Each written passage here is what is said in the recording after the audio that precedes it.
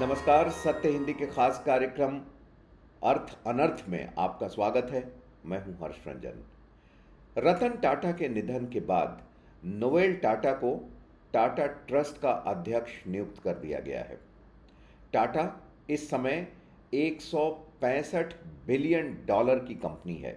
जी हाँ, इस ग्रुप का जो स्टेटस है, फाइनेंशियल स्टेटस है, जो इसकी कीमत है, वैल्यूएशन है, वो 165 अरब डॉलर है और इसका नेतृत्व अब नोएल टाटा करेंगे।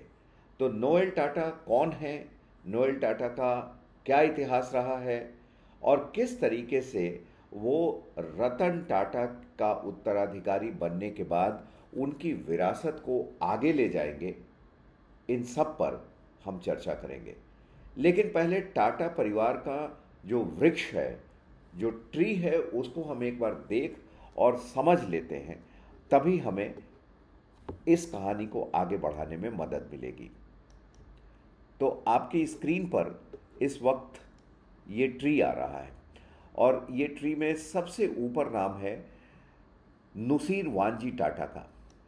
यहीं से टाटा की शुरुआत होती है।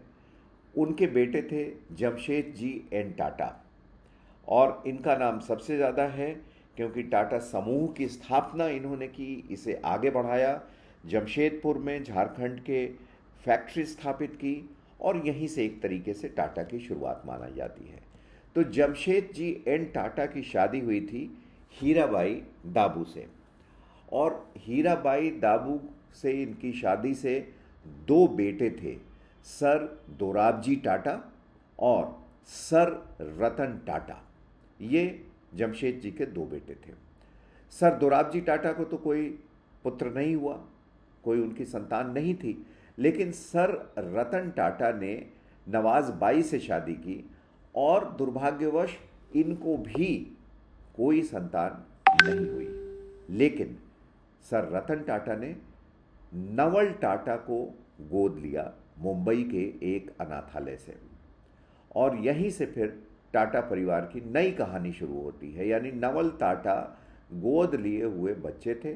इन्होंने दो शादियां की, एक शादी सिमोन से की और दूसरी शादी सुनी से की।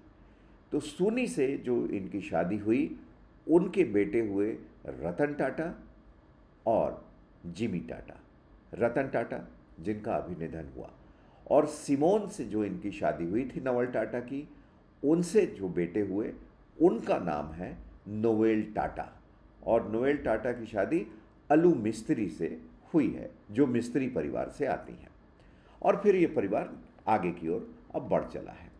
तो हम बात कर रहे थे रतन टाटा की। तो इस ट्री में, इस वृक्ष में आप देख सकते हैं कि रतन टाटा और नोएल टाटा के जो पिताजी थे वो नवल टाटा थे और नवल टाटा ने दो शादियां की थी। तो अब इस हिसाब से ये इनके सौतेले भाई हुए, लेकिन दोनों भाइयों में खूब अच्छी बनती थी। तो इस वृक्ष को समझने के बाद ये हम समझ गए कि इसमें कोई दो मत नहीं है कि रतन टाटा के निधन के बाद उनका उत्तराधिकारी जिसको बनना था वो नाम नोएल टाटा ही हो सकते थे। और नोएल टाटा लगातार लंबे समय से टाटा ग्रुप में बने हुए हैं। 67 वर्ष इनकी उम्र है। पिछले 40 वर्षों से ज़्यादा समय से ये टाटा ग्रुप में बने रहे हैं। ट्रेंट का नाम हम सब ने सुना है। ट्रेंट के ये चेयरमैन थे। टाटा इंटरनेशनल ग्लोबल बिजनेस जो है उसको इन्होंने देखा और जब ये ट्रेंट के चेयरमैन थे तो 1998 में सिर्फ एक स्टोर था ट्रेंट का और आज चेन ऑफ स्टोर्स है। ट्रेंट के पास 700 से ज़्यादा स्टोर्स हैं पूरे देश भर में, पूरे दुनिया भर में, और इन सब का श्रेय अगर कोई जाता है तो वो नोएल टाटा को ही जाता है। तो इन्होंने कंपनी ने टाइटन में भी काम किया है बड़े बड़े पदों पर और कंपनी को आगे बढ़ाने में एक महत्वपूर्ण भूमिका भी निभाई है और टाटा को बहुत बेहतर तरीके से समझते हैं। तो इनसे बेहतर कोई दूसरा व्यक्ति हो नहीं सकता था जो रतन टाटा का उत्तराधिकारी बने, क्योंकि रतन टाटा का उत्तराधिकारी बनने के लिए सिर्फ पैसों का, धन का, कंपनियों का टाटा ट्रस्ट का उत्तराधिकारी होना ही काफ़ी नहीं था। रतन टाटा का उत्तराधिकारी उन्हीं की तरह एक परोपकारी व्यक्ति होगा जो ईमानदारी से काम करेगा और टाटा ग्रुप की जो ब्रांडिंग है उसको भी आगे ले जाएगा। इन सब महत्वपूर्ण पहलुओं को देखते हुए नोएल टाटा से बेहतर ना कोई विकल्प था और टाटाज का नाम जब जुड़ा हुआ है इनके साथ तो इन्हीं को बनना था। अब आइए जानते हैं कि टाटा ग्रुप जो है वो चलता कैसे है। दरअसल टाटा सन्स का मालिक जो है वो सीधे तौर पर टाटा परिवार नहीं है। टाटा सन्स का सबसे बड़ा जो शेयर होल्डर है वो टाटा ट्रस्ट है और इसी ट्रस्ट होने की वजह से टाटा के पास किसी भी व्यक्ति के पास इतनी अकूत संपत्ति नहीं है और यही वजह है कि रतन टाटा स्वयं जो थे वो कभी भी धनी व्यक्तियों की लिस्ट में शामिल नहीं हुए क्योंकि टाटा ट्रस्ट के माध्यम से चलता है और इस ट्रस्ट के भी दो भाग हैं, सर दोराबजी ट्रस्ट और सर रतन टाटा ट्रस्ट, जो दोनों अगर कहें तो दो पीढ़ी ऊपर इनके दादाजी थे और इन दोनों को मिलाकर इस ट्रस्ट में 66% की जो भागीदारी है टाटा सन्स की है और परिवार जो है टाटा परिवार इसी ट्रस्ट के जरिए पूरे ग्रुप को कंट्रोल करता है। दरअसल रतन टाटा के व्यक्तिगत संपत्ति की अगर बात करें तो उनके पास टाटा सन्स के 1% से भी कम के शेयर हैं और उसका वैल्यूएशन जो है वो मात्र 3,500 करोड़ रुपए है और यही वजह है कि वो कभी भी धनी व्यक्तियों की लिस्ट में शामिल नहीं हुए और ना वो कभी होना चाहते थे। टाटा सन्स का अगर व्यक्तियों के तौर पर देखें, परिवार के तौर पर देखें तो सबसे बड़ा शेयर होल्डर मिस्त्री परिवार है। वही मिस्त्री परिवार, साइरस मिस्त्री का नाम हम सबने सुना है, उनको चेयरमैन बनाया गया था टाटा सन्स का, लेकिन कुछ विवादों में रहे। उनके काम करने के तरीके, उनकी ईमानदारी या जिस तरीके से वो काम करना चाहते थे वो रतन टाटा को पसंद नहीं था और उन्हें फिर एक्स्ट्राऑर्डिनरी बोर्ड मीटिंग बुलाकर उन्हें हटाया गया था। उसके बाद दोनों परिवारों में विवाद भी काफ़ी बढ़ा था।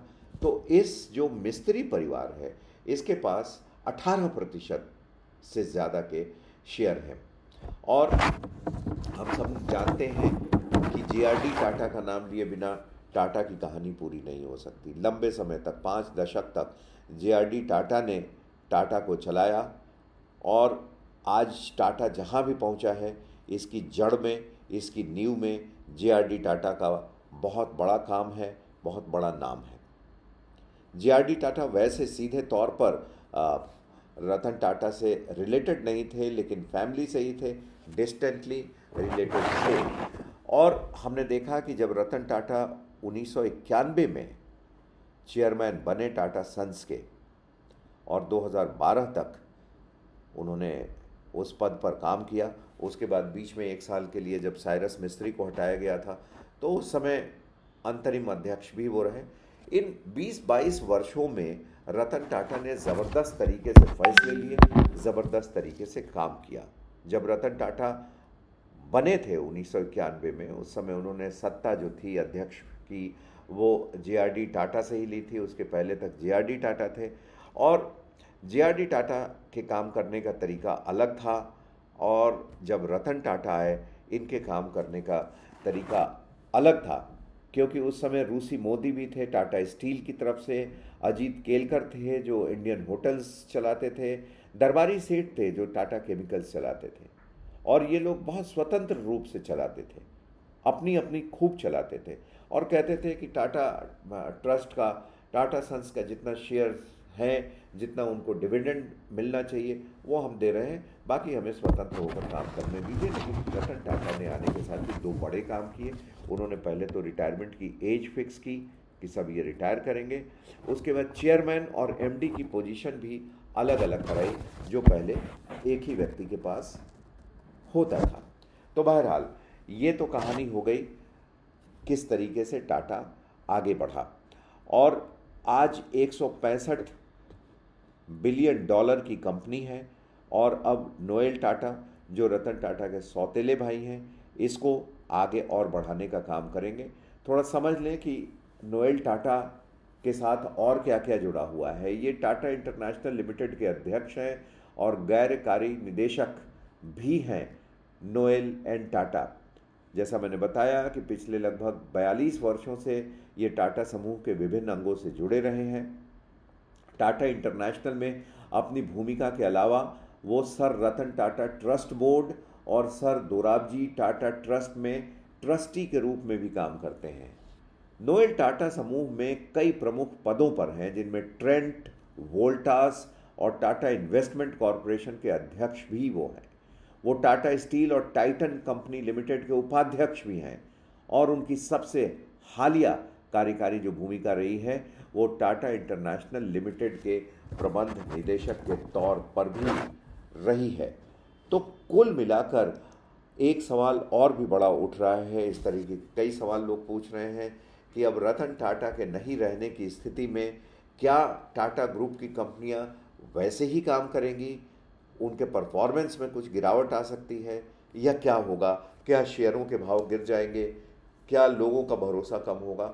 तो मैं यहाँ साफ कर दूं कि दरअसल टाटाज के काम करने का तरीका अलग है और उनकी नसों में जिस ईमानदारी का, जिस राष्ट्र भावना की जड़ पिरोई हुई है, उसकी वजह से टाटा ग्रुप की कंपनियां हमेशा अलग तरीके से काम करती रही हैं।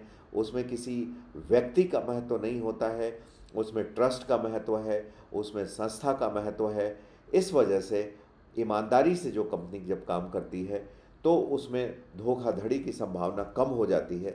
और यही वजह है कि रतन टाटा ने लंबे समय तक काम करते हुए हर चीज़ को इतनी बारीकी से व्यवस्थित किया है कि कहीं से कोई भी कंपनी टाटा ग्रुप की हो, कोई भी उनका वेंचर हो, वो ऐसा नहीं होगा कि अचानक उसमें गिरावट आ जाए। और जब भी ऐसी स्थिति होती है, टाटा का बोर्ड, टाटा में बाकी काम करने वाले लोग इसको तुरंत दुरुस्त करते हैं, तुरंत सही करते हैं। और यही स्थिति हमने देखी थी जब साइरस मिस्त्री को बनाया गया था। उनके काम करने का तरीका, सरकार के साथ उनकी डीलिंग, ये रतन टाटा को पसंद नहीं थी और टाटा के दूसरे लोगों को भी पसंद नहीं थी। उन्हें तत्काल प्रभाव से हटा दिया गया था। तो ये आकलन करना, ये अनुमान लगाना, ये आशंका व्यक्त करना कि टाटा की कंपनियों का परफॉर्मेंस कैसा रहेगा, ये बिल्कुल बेमानी है। इसका कोई मतलब नहीं है। टाटा की कंपनियां जैसे काम कर रही थी वैसे ही करेंगी। इनका विस्तार और होने जा रहा है और होगा, और न किसी निवेशक को घबराने की ज़रूरत है मेरे हिसाब से, और न ही इनके प्रोडक्ट को इस्तेमाल करने वालों को किसी भी प्रकार की किसी चिंता की कोई आवश्यकता नहीं है। फिलहाल इस एपिसोड में इतना ही। नमस्कार।